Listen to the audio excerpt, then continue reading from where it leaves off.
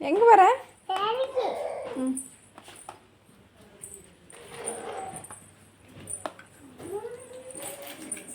அது என்ன வண்டியில் வரையா? ம், வண்டி எடுத்துட்டு போயிட்டு அவங்க கிட்ட கொடுத்துட்டு ம், வரலாம். ம், போகாதேன்னு பண்ணுறது. பேக் மட்டும் எடுத்துக்கோ. வண்டி இங்கேயே நிறுத்திட்டு பேக் மட்டும் எடுத்துகிட்டு போ.